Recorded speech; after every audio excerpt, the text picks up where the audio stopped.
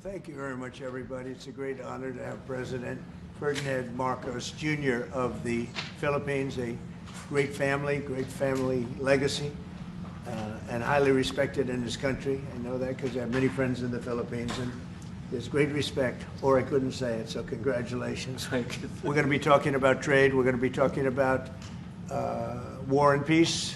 They're a very important nation militarily, and we've had some great drills lately. We're back with them. I think I can say that the last administration was not getting along with them too well. They didn't get along with anybody. They didn't know. Honestly, they didn't know what they were doing. But we have some fantastic military relationships with the Philippines, and that's been reinstituted. And Pete, I would say that you couldn't be happier, right, with the relationship. So I just want to say it's an honor to have you. We're going to talk about trade today, and we're very close to finishing a trade deal, big trade deal actually. And we do a lot of business with you. It's a lot of income coming in for both groups. But I was surprised to see the kind of numbers. They're very big, and they're going to get bigger under what we're doing and what we're proposing. And I just want to thank you for being with us. It's a great honor. You and your representative. It's really a great honor. We have a big announcement. AstraZeneca, the big drug company, is going to spend $50 billion, just announced $50 billion in the United States in order to build various places all over the country, big manufacturing plants, pharmaceutical plants all over the country. So that's an honor. And he said they did that because of the election and because of the fact that the tariffs are placed. So they're building their facilities in New York. $50 billion, that's a big investment. And it's going to be a very good investment. I have no doubt about it. So thank you to AstraZeneca. And with that, I'd like to have you say a few words, please. Thank you very much, Mr. President. Of course, we're all very happy to be here to once again reaffirm the very strong ties between the Philippines and the United States, ties that go back over 100 years. And considering the context in which we live these days, especially in my part of the world, this has evolved into as important a relationship as is possible to have. We must remember that the United States is our only treaty partner in the Philippines, and that has stood us in good stead over the years, certainly through the Second World War, and the cultural memory of all Filipinos, down to even the school children, is that our strongest, closest, most reliable ally has always been the United States. And that is something that we value, that we are grateful for, and that we will continue to foster as we go on. With the leadership of President Trump, I am very confident that we will be able to achieve that. I think it is worthwhile to remember that it was President Trump who, in his first term, characterized the relationship between the Philippines and the United States as ironclad. And that has been necessarily the case since that time that you made that statement, sir. And it is something that the Philippines will always hold close to its heart. Thank you once again, and we are honored, and it is our great pleasure to be here and to visit with the President of the United States. Thank you, sir. It's my great honor. Any questions, please? Mr. President. Yeah, please, go ahead. Go ahead. Mr. President, do you think that Fed Chair Jerome Powell should resign? I think he's doing a bad job, but he's going to be out pretty soon anyway. In eight months, he'll be out. But I call him too late. He's too late all the time. He should have lowered interest rates many times. Europe lowered their rate 10 times. We lowered ours none. And it's causing a problem for people that want to buy a home. Look, our economy is so strong now, we're blowing through everything. We're setting records. You know that, you see that. And whether it's the Philippines or anyone else, we're setting records at levels that nobody's ever seen before. But you know what? People aren't able to buy a house because this guy is a numbskull. He keeps the rates too high, and probably doing it for political reasons. The only time I remember him cutting rates, I mean, he cut the rates just before the election to try and help Kamala or whoever he was trying to help. He probably didn't know. And he's building a building. He's $2.7 billion. They have a $900 million overrun. What is that? And that was given by Biden. That was another Biden deal. And this guy's building this building that's severely overrun. And what does he need the building for? What does he need? He needs space for more people. So they did a big study the other day, and they called all of the great intellects and the great economists and all of the great everything. And it was 71, and only 2 got it right. Me and another gentleman that happens to be very smart. 69 people got it wrong, and the Fed got it wrong, more wrong than anybody. And you know, he has these think tanks, and they build buildings for people that think. And it's really not thinking. It's a little bit of combination of thinking, but it's something you sort of have or you don't have. They don't. The job he's done is just terrible. He ought to raise interest rates. You know, we should be at 1%. We should be leading the world. Instead, we're paying 4%. And if you look at what that means, that's over $1 trillion in interest that we have to pay. That with the striking of a pen, we would be saving more than $1 trillion. Is that right, Scott? Yes, Do you have sir. anything to say about it? Yes, sir. I called yesterday and this morning for the Fed to do a big internal investigation to understand not their monetary policy, but everything else. The Fed has had big mission creep, and that's where a lot of the spending's going. That's why they're building these new or refurbishing these buildings. And I think they got to stay in their lane. And I think that based on the way they cut rates last fall, they should be cutting rates now. It's inconceivable, I know the Fed very well, that they can be spending $2.7 billion to build a building. They don't do anything. It's the greatest job. You show up one day, a half a day, you make a little speech, the economy's doing well, the economy's not doing well, we're going to raise interest.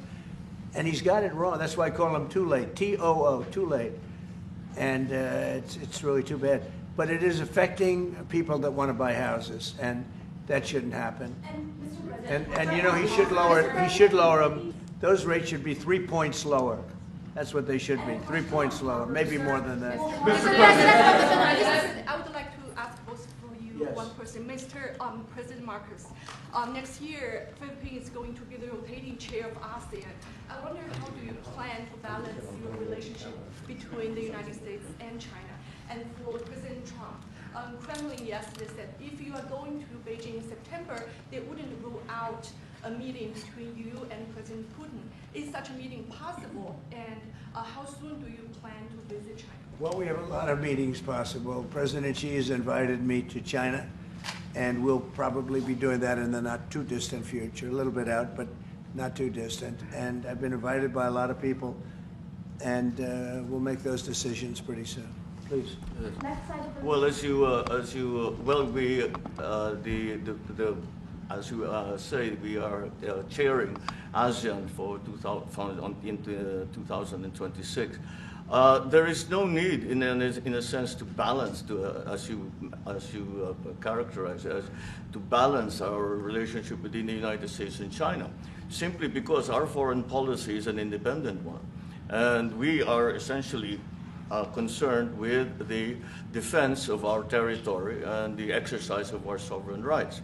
Now, whether we do this not alone, we need to do this with our partners. And again, our strongest partner has always been the United States. But of course, we are trying to form coalitions and multilateral relations so that those like-minded nations who share the same values as we do, who hew to international law, most specifically the UNCLOS, present that position very clearly to anyone who has intentions of unilaterally changing the world order, and that is how we are guided in that. And I don't mind if he gets along with China, because we're getting along with China very well. We have a very good relationship. In fact, the magnets, which is a little complex piece of material, but the magnets are coming out, very well. They're sending them in record numbers. We're getting along with China very well, and I don't mind if the president dealt with China, if that's meant, because I think he has to do what's right for his country. I've always said, make the Philippines great again. Do whatever you need to do, but you're dealing with China wouldn't bother me at all. No, well, now it is something that we have to do in any case, Yeah. and certainly that. What are your comments to the Mr. Philippines? President, do you support the Justice Department seeking a new interview with Ghislaine Maxwell? And do you urge the Attorney General to seek?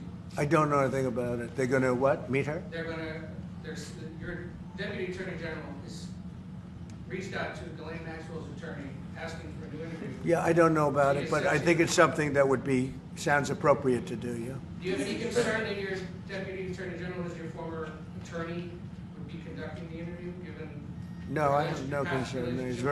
He's a very talented person. He's very smart.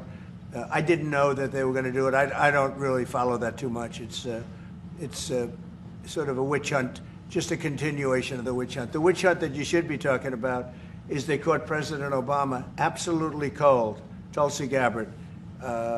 What they did to this country in 2016, starting in 2016, but going up to 2020 in the election. They tried to rig the election, and they got caught. And there should be very severe consequences for that. When we caught Hillary Clinton, I said, you know what? Let's not go too far here. It's the ex-wife of a president, and I thought it was sort of terrible. And I let her off the hook, and I'm very happy I did. But it's time to start, after what they did to me, and whether it's right or wrong, it's time to go after people. Obama's been caught directly. So people say, oh, a group. It's not a group. It's Obama. His orders are on the paper. The papers are signed. The papers came right out of their office. They sent everything to be highly classified. Well, the highly classified's been released. And what they did in 2016 and in 2020 is very criminal. It's criminal at the highest level. So that's really the things you should be talking about. I know nothing about the other, but I think it's appropriate that they do go. May I ask you about that, Mr. President? Yeah. Tulsi Gabbard has submitted a criminal referral to the Department of Justice. From your perspective, who should the DOJ target as part of their investigation? What specific figures in the Obama administration? Well, based on what I read, and I read pretty much what you read, it would be President Obama. He started it. And Biden was there with him, and Comey was there, and Clapper. The whole group was there. Brennan, they were all there in a room. Right here, this is the room. This is much more beautiful than it was then, but that's okay. I have nice pictures up. They came out of the vaults. They were in there for 100 years. This is much more beautiful. We have the Declaration of Independence now in the room, which wasn't here. I guess people didn't feel too good about putting it here, but I do. But you know what? If you look at those papers, they have them stone cold, and it was President Obama. It wasn't lots of people all over the place. It was them too. But the leader of the gang was President Obama, Barack Hussein Obama. Have you heard of him? And except for the fact that he gets shielded by the press for his entire life, that's the one look, he's guilty. It's not a question. I like to say, let's give it time. It's there. He's guilty. This was treason. This was every word you can think of. They tried to steal the election. They tried to obfuscate the election. They did things that nobody's ever even imagined, even in other countries. You've seen some pretty rough countries. This man has seen some pretty rough countries, but you've never seen anything like it. And we have all of the documents. And from what Tulsi told me, she's got thousands of additional documents coming. So President Obama, it was his concept, his idea, but he also got it from crooked Hillary Clinton. Crooked is a $3 bill. Hillary Clinton and her group, the Democrats, spent $12 million to Christopher Steele to write up a report that was a total fake report. Took 2 years to figure that out, but it came out that it was a total fake report. It was made up fiction. And they used that. Now, the one thing they weren't able to do was to, and probably the only thing I respect about the press in years is the press refused to write it before the election. They refused to put it in. The Steele report was a disaster.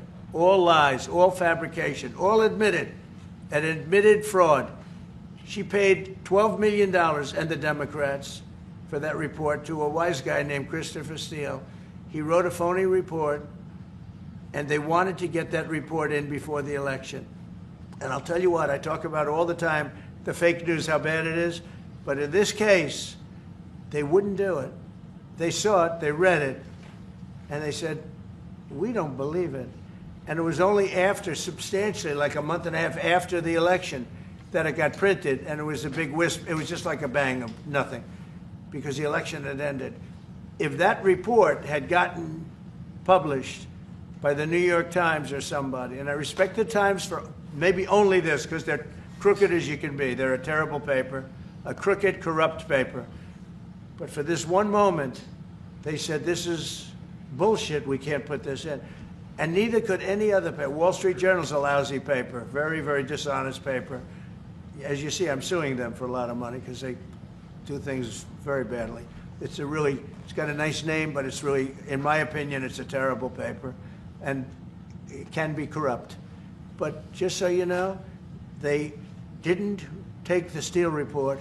It was the dossier. Remember the famous dossier? I called it the fake news dossier. The news wouldn't publish it. And I'm amazed. They had 2.5 months. It was finished. 2.5 months. That was supposed to be what was going to happen. And it got published a couple of months after the election. And frankly, nobody cared too much about it. But that was a big thing. No, we caught Hillary Clinton. We caught Barack Hussein Obama. They're the ones. And then you have many, many people under them. Susan Rice. They're all there. The names are all there. And I guess they figured they're going to put this in classified information and nobody will ever see it again, but it doesn't work that way. And it's the most unbelievable thing I think I've ever read. So you ought to take a look at that and stop talking about nonsense, because this is big stuff. Never has a thing like this happened in the history of our country. And by the way, it morphed into the 2020 race.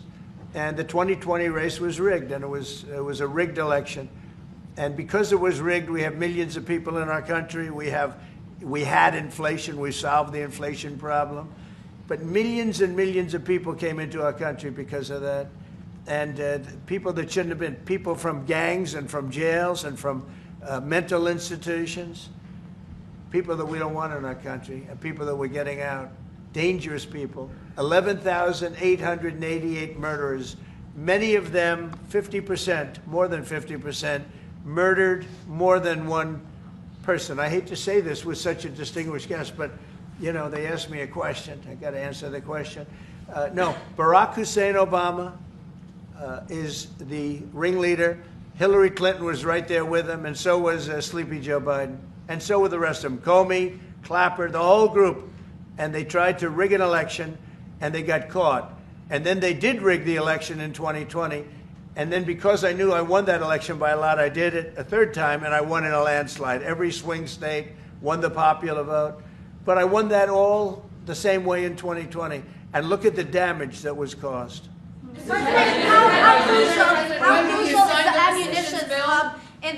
How crucial is the ammunition hub that the U.S. plans to build in Subic and then the zone corridor, considering that these will be built in areas that hosts strategic ports as well as military air bases? You're talking ammunition?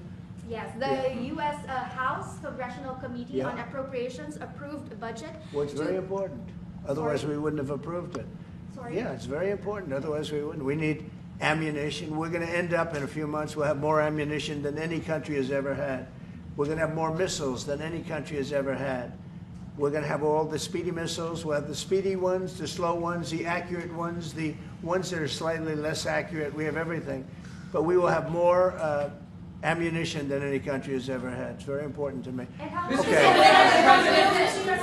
Go ahead, please, Red. Sir, when you say that you're close to making a trade deal, what gaps remain? And for President Marcos, sir, I was just wondering, do you not think that perhaps the Philippines hosting U.S.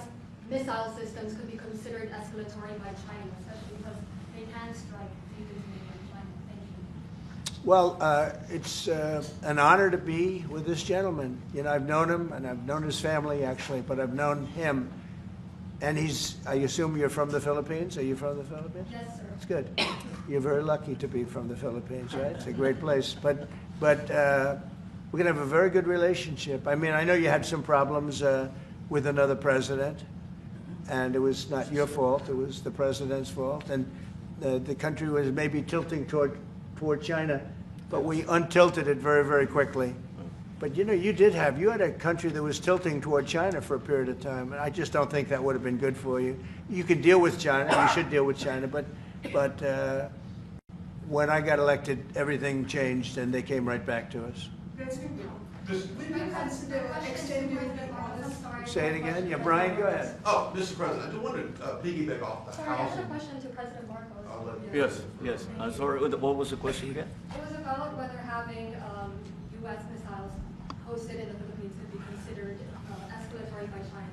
All of what we consider part of the modernization of the Philippine military is really as a response to the circumstances that surround the situation around the South China Sea, and now what we used to refer to as Asia Pacific, which we have expanded now to the Indo-Pacific. And if we would certainly, like in any kind of military spending, we would wish that it wasn't necessary, but it is. And so that is what we are doing. And as an adjunct to the question about the ammunition production, this is actually the United States is assisting the Philippines in what we call our self-reliance defense program, which is to allow us to be self-reliant and to be able to stand our own 2 feet, whatever the circumstances that occur in the future. And that the reason that we have encouraged more interaction with the United States is because it is necessary. And it is not just with the United States. It is with all our neighboring countries, and even countries as far afield as the Scandinavian countries, the EU. And so this is an ongoing process. And again, I will stress the point that we do this because we feel it is necessary. And don't forget, just as tantamount to what you're asking, the Philippines were loaded up with ISIS and a lot of terrorists, and they were at very, very dangerous point. And during my administration, we went in and we wiped them out, working with the Philippines, but we wiped them out. But if we didn't go in, I don't know what would have happened. I don't know who would be your president right now. But we spent a lot of time and a lot of talent on going into the Philippines and wiping out terrorists. They had a tremendous problem during my administration, and we cleaned it up. We got them out, and now you really have a good, solid country again. I believe so. Yes. How can you be so confident, sir? Mr. President, I want to follow up on the housing question. Yeah. We've got no tax on tips, no tax on overtime, no tax on Social Security. How important is it we have no tax on home sales, capital gains, to unleash the housing market in this country? Well, we're thinking about that, but would also unleash it just by lowering the interest rates. If the Fed would lower the rates, we wouldn't even have to do that. But we are thinking about no tax on capital gains on houses. And I'm very impressed that you asked that question, because nobody knew that. Well, how did you find that out? That's very... I wonder why there's somebody I'm very close to. There's a leaker. There's a leaker. I've also got a question. I find it a very interesting world that we know more about two people at a Coldplay concert just hours after that viral video than we know of Thomas Crooks 1 year after attempting to assassinate you. What is holding back the investigation on Thomas Crooks? Well, they've reported to me, and they've told me things, and they really say they haven't found anything that was abnormal. I would say this: the Secret Service was very brave, because they were right there and they jumped on me. They made a mistake. They should have had somebody on that roof, and they should have had communication with the local police, who also, I mean, they did a very good job, but they made some mistakes, and we have a whole different group of people now. I don't think anything can happen, but I think we have the best people anywhere in the world right now, and I think they've learned. And, they went into him very, in great detail. They gave me the whole thing. And what can I do? They say that it was just a nut job that was looking to do this. And I spoke with the FBI, the new FBI. I spoke to the FBI, who was the old FBI, I wouldn't have believed a thing they said, because the old FBI under Comey was crooked as hell. He was one of the most crooked. Everybody should read the Horowitz report. Unfortunately, Bill Barr didn't use it. But the Horowitz report, not appointed by me, it was a report on Comey and the FBI. It is one of the worst shots at a human being I think I've ever seen. In fact, the New York Times did an editorial that was one of the worst editorials I've ever seen about anybody. That was about Comey. You ought to go back and get, and Barr didn't use it because he didn't have the guts to use it, or something happened. I don't know. Too bad. He went to Mr. Durham. Instead of doing the Durham, all they had to use is the Horowitz report. And I always felt badly for Horowitz, frankly, because he's a Democrat, I guess. He was appointed by a Democrat. But that report has gotten lost, and it shouldn't be lost. You should all go back. It should be mandatory reading. Go back and read the Horowitz report on Comey and his cronies.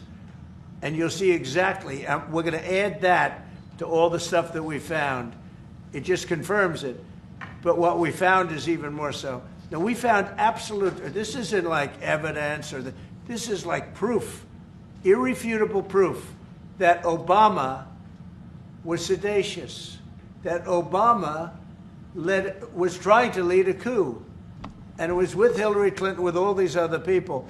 But Obama headed it up. And, I get a kick when I hear everyone talks about people I never even heard of. It was this one. No. It was Obama. He headed it up. And it says so right in the papers. Got everything. This is the biggest scandal in the history of our country. And it really goes on to even the auto pen, because it all relates to the same thing. It all started the same sick minds. You have an auto pen, which is a tremendous, well, we don't have a president. We have an auto pen that signs everything. I'll bet you sign everything. You don't have auto pens. Everybody. Who doesn't sign? You're the president of a country. But it's all that whole thing, leading right up to the end of it is the auto pen. And the auto pen was used by people, and Biden knew nothing about it. They were signing documents that he knew nothing about. As an example, they released the Unselect Committee of Liability. The Unselect Committee spent 2 years grilling everybody, and then they destroyed all the evidence. You know why? Because the evidence made them guilty, and he gave them all a pardon. The Cheney, all the scum that was on the Unselect Committee, Cryan, Adam Kinzinger, and Democrats, and he gave them a pardon. Do you have something else, guys? I was just going to add one more thing on Adam Schiff. Director Pulte reports that Adam Schiff claims he lived in a one-bedroom apartment. Now, how does a family of four, and you're a developer, a very successful developer, how does a family of four live in a one-bedroom apartment? No, it looks like Adam Schiff really did a bad thing. They have him. Now, let's see what happens. It's not up to me. I stay out of it purposely. But it's mortgage loan fraud. It's a big deal. He defrauded banks and insurance companies and the federal government. But it's very simple. It's mortgage loan fraud. And you're right. That's a lot of people to live in a one-bedroom apartment, right? But he put it down.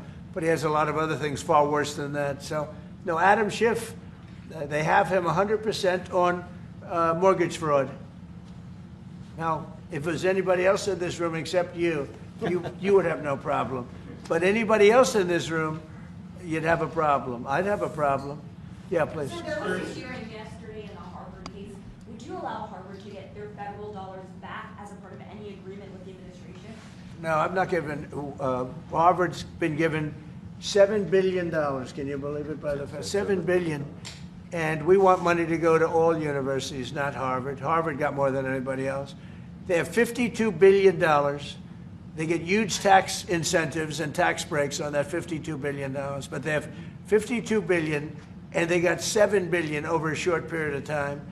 And we have a very hostile judge appointed by Barack Hussein Obama, a very, very hostile judge who knows exactly right from wrong, but we expect to win it on appeal. She hasn't given a decision yet, but she's very hostile, and she was put by Barack Hussein Obama, and generally speaking, anybody that does that, we're gonna have problems with.